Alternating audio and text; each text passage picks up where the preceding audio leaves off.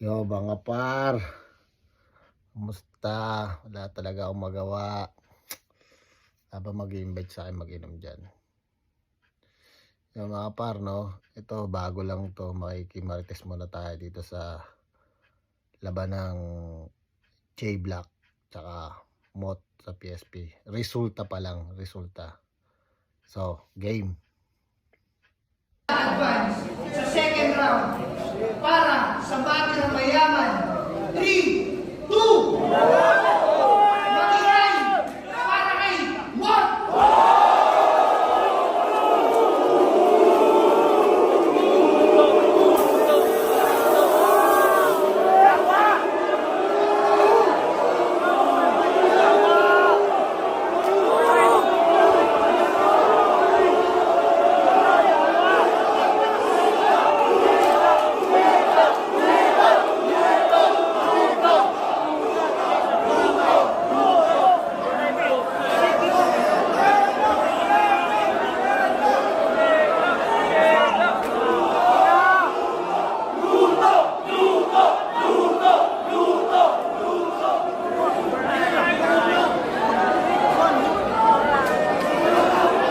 Handa na kasi yung ano eh.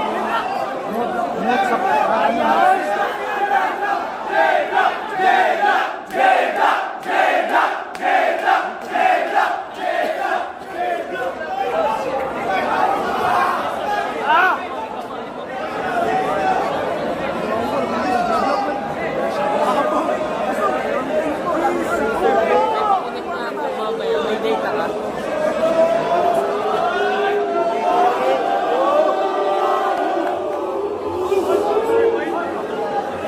Ayaw eh.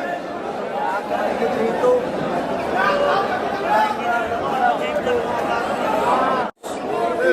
J-Block, J-Block. J-Block. Ay, nakabalik ko. Nakatawa yung block.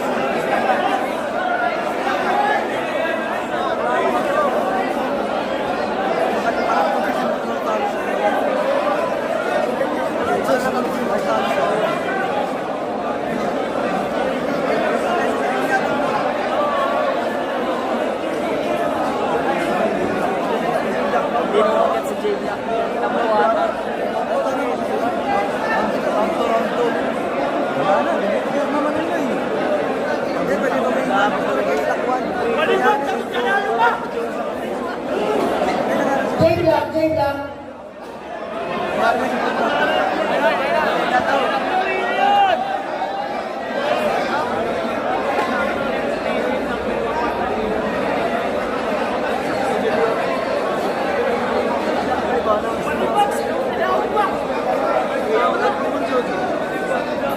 J-Block, J-Block. Wala na. Pakitawag mo si J-Block. Wala na.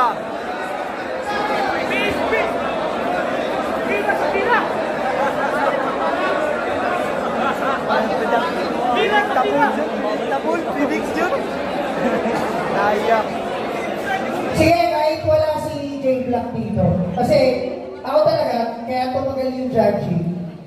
Tinignan ko yung, ako personally, J-Block talaga ako. Totoo talaga.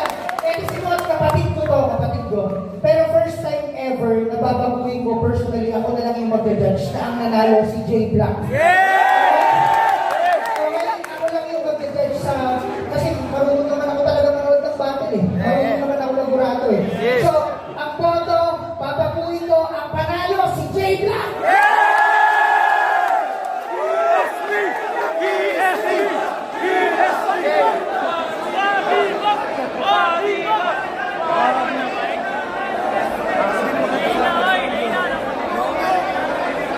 Nayak, ay, gusto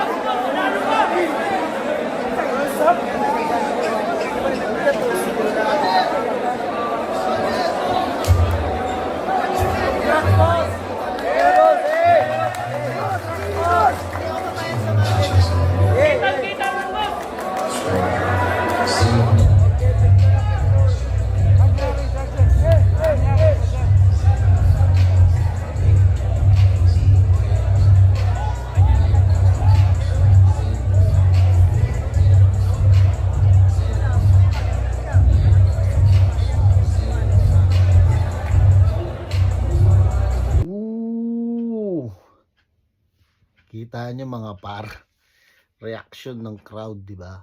Oh. Pero mga par, sa totoo lang, hindi tayo po-focus doon. Doon sa reaction ng crowd, doon tayo sa dalawang tao. Ito yung pinakamatindi. Kumbaga, first time ko napanood to eh. Yan. Siyempre ako, diehard ako ng mga rap battle league sa Pinas. Lagi ko pinanood dyan. Siyempre, Flip Top, number 1 niya. Kasi nga, si Enigma talaga yung nagpabuhay talaga ng hip-hop sa Pinas. Siya yung talagang mas lalo nagpabuhay. Si Enigma yan. Dahil kay Enigma yan, number 1 yan, idol. Siyempre, yung sunugan at ito ngayon PSP, no? Ba?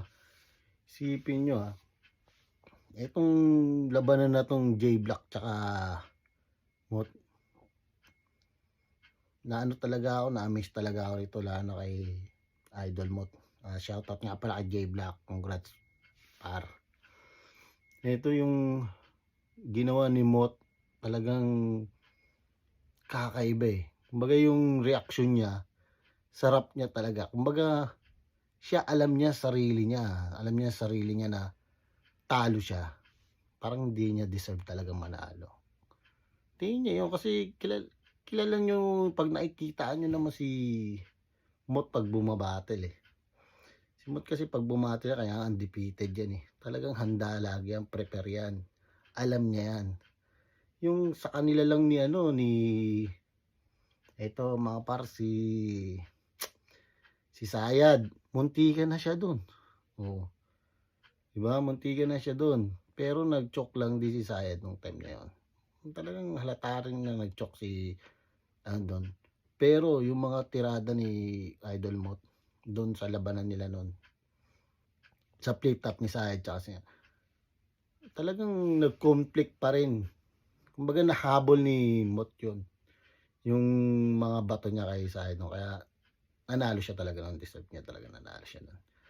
Ito sa ngayon sa PSP, talagang ramdam mo kay Mot na hindi niya talaga deserve. Miski siya, hindi siya paniwala na mananalo siya. Yung reaction niyo, tinuturo niya talaga si di ba? Kita niyo na mga par. Tinuturo niya talaga si J-Block. Para J-Block talaga. Di ba? Alam ni Mot yan. Siyempre, kabitin niya yan. Iba yan. At para naman kay Boss Pibus, saludo talaga ako dyan kay Boss. Ibang ginawa ni Sir Pibus dito. Kakaiba talaga, boss. Alam mo ba, boss, talagang first time ko lang makakita ng ganyan eh. Yung napanood ko, yan, sa YouTube, yung although lumabas na although hindi pa lumalabas pala yung laban nila ni J-Block tsaka ni Mot, resulta pa lang naman din ang nakita namin. Ako nakikimarites lang naman ako, pero hanga ako sa ginawa mo, Boss Pibos. At ibinalik mo talaga yung panalo para kay J-Block. Kasi deserve talaga ni J-Block yun. Mismo ikaw, nandyan sa harapan ng entablado na yan, alam mo. At araw-araw ka rin mo silang kasama pala. Araw-araw mo lang din silang kasama halos pagdating sa liga na ganyan.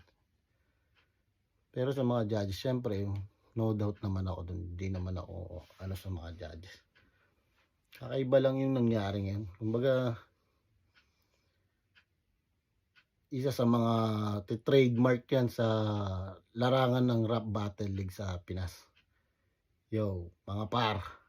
Kaya kayo kung meron kayong napanood nyo ng live yan, comment nyo lang kung talagang deserve ba talaga ni J-Block manalo. Yo, peace, yo. Yun lang.